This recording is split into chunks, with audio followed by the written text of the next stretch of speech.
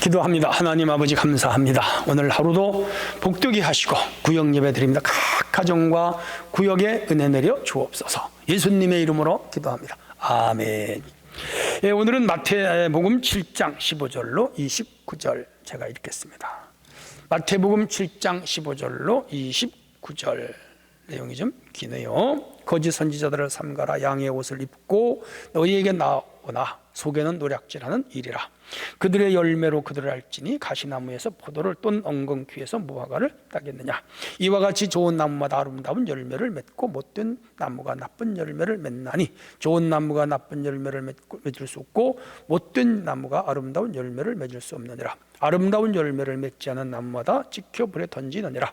이러므로 그들의 열매로 그들을 알리라. 나더러 주여 주여 하는 자마다 천국에 들어갈 것이 아니요 다만 하늘에 계신 내 아버지 뜻대로 행하는 자라야 들어가리라. 그날에 많은 사람이 나더러 이르되 주여 주여 우리가 주의 이름으로 선지자 노릇하며 주의 이름으로 귀신을 쫓아내며 주의 이름으로 많은 권능을 행하지 아니하였나이까 하리니 그때 내가 그들에게 밝히 말하되 내가 너희를 도무지 알지 못하니 불법을 행하는 자들아 내게서 떠나가라 하리라. 그러므로 누구든지 나의 이 말을 듣고 행하는 자는 그 집을 반석 위에 지은 지혜로운 사람 같으리니 비가 내리고 창수가 나고 바람이 불어 그 집에 부딪히되 무너지지 아니하니 이는 주추를 반석 위에 놓은 까닭이요. 나의 이 말을 듣고 행하지 아니하는 자는 그 집을 모래에 지은 어리석은 사람 같으리니 비가 내리고 창수가 나고 바람이 불어 그 집에 부딪힘에 무너져 그 무너짐이 심하니라. 예수께서 이 말씀을 마치심에 무리들이 그의 가르침에 놀라니 이는 그 가르치는 것이 권위 있는 자와 같고 그들의 서기관들과 같지 아니함이로라. 아멘. 네, 오늘은 하나님 나라 백성의 삶, 이런 주제가 되겠습니다. 믿음과 순종은 나무의 열매와 같습니다.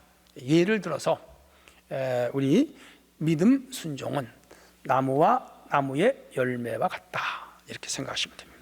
좋은 나무는 좋은 열매를 맺고 나쁜 열매는 나쁜 열매를 맺죠.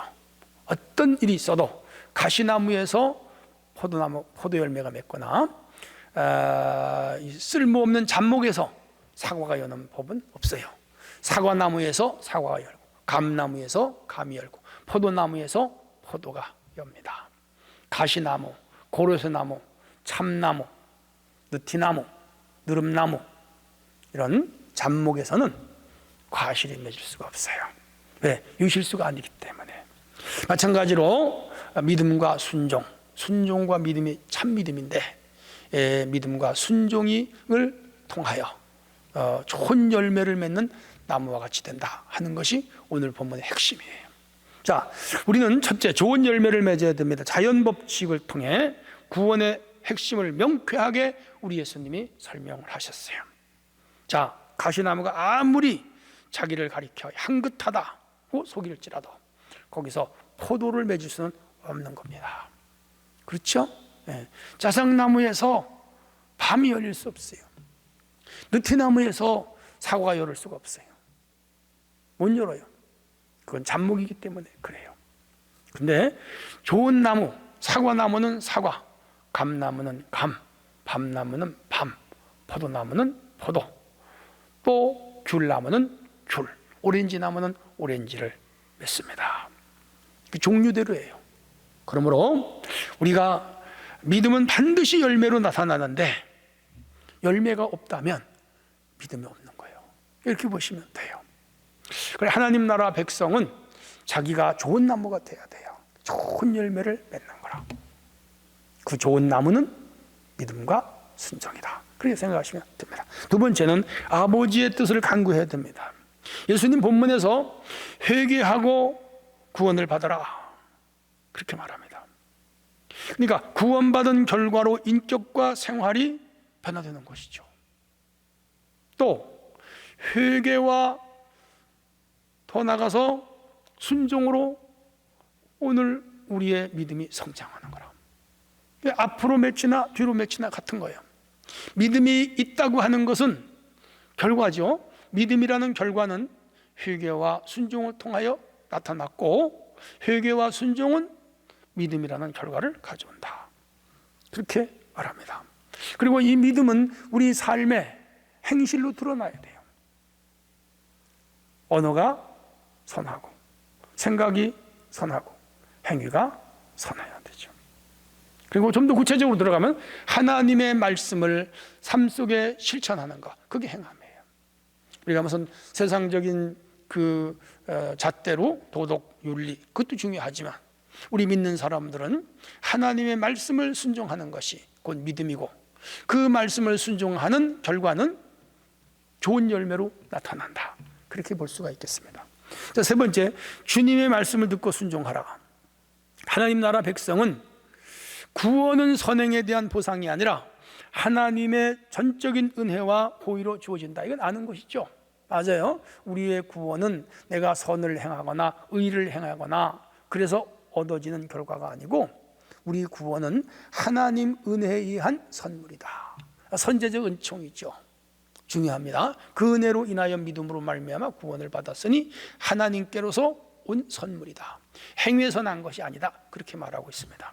그러니까 구원의 원인은 믿음인데, 믿음은 하나님의 선물이며 그 선물로 받은 믿음의 결과는 구원입니다.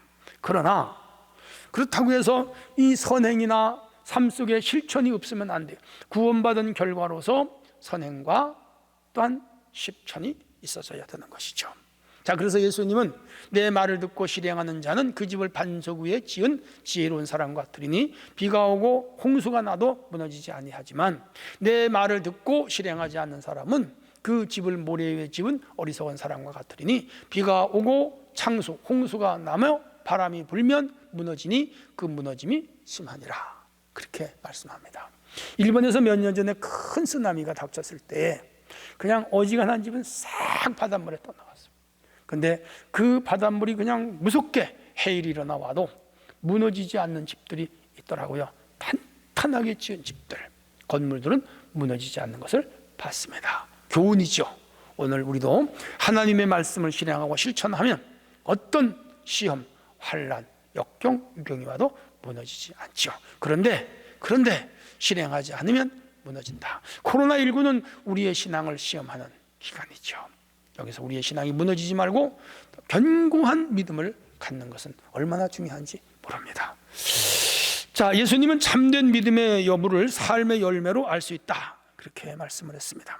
하나님 나라 백성의 행복은 물질과 명예와 권력에 있지 않고 하나님과 동행하는 것, 하나님의 뜻을 찾아 순종하는 것, 거기에 있습니다. 매일매일 하나님의 뜻을 따라 사는 성도가 됐으면 좋겠습니다. 자, 말씀 속으로 들어가겠습니다. 첫 번째, 이러므로 그의 열매로 그들을 알리라는 말씀의 의미는 무엇일까요? 7장 20절. 사람의 됨됨이는 행실의 열매로 파악할 수 있다, 그런 거죠. 심는 대로 열매를 맺는 것은 자연의 법칙. 잣나무 심으면 잣나무, 소나무 심으면 소나무, 느티나무 심으면 느티나무, 고로쇠나무 심으면 고로쇠나무, 떡갈나무 심으면 떡갈나무, 사과나무 심으면 사과나무. 종류대로예요. 자연 법칙이에요. 각 사람의 믿음과 그 삶을 우리가 판단하거나 종교할 수 없어요. 그러나 그것을 알 수 있는 증거가 바로 열매입니다. 열매, 선한 열매. 사람들이 선한 사람 있잖아요. 진실한 사람 있잖아요. 성실한 사람 있잖아요. 그 속에 믿음이 있어요. 갈라디아 5장 21절 22절에 소위 성령의 열매가 있잖아요. 인격인데 사랑, 희락, 화평, 오래 참음, 자비, 양선, 충성, 온유, 절제, 9가지 그렇게 말하잖아요. 그건 이제 배열상의 순서이지 그 성격의 그 순위를 먹인 건 아니죠. 그 9가지 열매가 뭐죠? 믿음의 결과예요. 성령의 열매는 믿음의 결과. 그러니까 우리가 하나님 말씀대로 살면 그러한 그 열매들이 생활 속에 나타나는, 다 좋은 거잖아요. 사랑하고 기뻐하고 화평하고 인내하고 자비하고 양선하고 절제하고 다 충성하고, 얼마나 좋아요. 이런 열매는 믿음의 결과입니다. 여러분에게서 이런 열매가 얼마나 나타나는가 한번 돌아보는 건 중요하죠. 두 번째입니다. 말을 듣고 행하는 자의 의미는 무엇입니까? 24절. 말씀을 듣는 데서 그치는 것이 아니라 실제로 실천으로 옮기는 것. 이번에도 4일간 특세를 좀 하고 있는데 외부에서도 강사님이 오시고 또 우리 교회 목사님들 이렇게 말씀을 많이 증거하잖아요. 한 25분 내지 30분씩 증거하는데 뭐 수많은 말씀을 들었잖아요. 근데 그 말씀 중에 하나라도 실천에 옮기는 것이 중요하죠.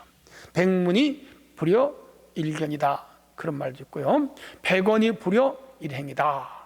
100마디 말보다 하나의 실천이 낫고 100마디 보는 것보다 하나를 옮기는 것이 더 중요하다, 그 말이잖아요. 고사성 참 중요한 말이죠. 오늘 우리가 수많은 천만 마디의 말을 들어도 듣고 흘려버리면 아무 소용이 없어. 그걸 실행하고 실천하고 옮기는 거, 여기서 믿음의 열매가 나타납니다. 자, 세 번째, 예수님의 말씀을 듣고 무리들이 놀란 이유가 무엇입니까? 28절. 네, 예수님의 가르침에 권위 있는 자와 같고 서기관과 같지 않아요. 그 당시 서기관들은요, 말씀을 가르치는 자, 잘 가르쳤어요.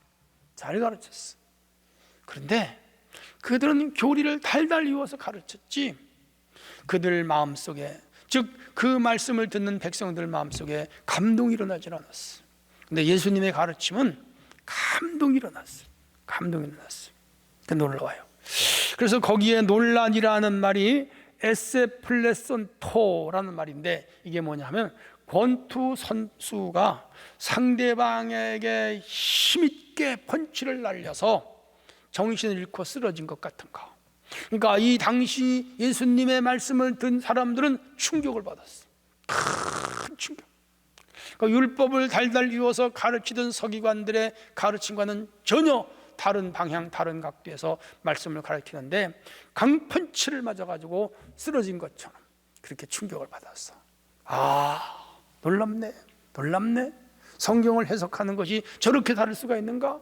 성경에 아주 진 엑기스를 가르치네. 놀랐어. 야, 압도된 것이죠. 우리 주님의 가르침은 바로 그런 가르침입니다. 저도 티처 선생이지만은 예수님처럼 좀 이렇게 가르쳐 봤으면 좋겠다, 그런 생각이 났는데, 오늘 우리는 하나님의 말씀을 깊이 읽고 해석하고 배우는 그런 지혜가 있었으면 좋겠습니다. 자, 어쨌든 간에 오늘 큰 주제는 하나님 나라 백성의 삶입니다. 하나만 기억하십시다.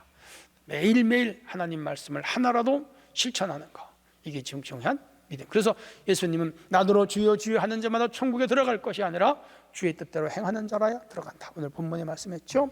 주의 뜻을 하나하나 실천에 옮기는 성도가 되어야 되겠습니다. 하나님 아버지 감사합니다. 우리 구역 식구들의 큰 은혜를 내려 주시옵소서. 예수님의 이름으로 기도합니다. 아멘.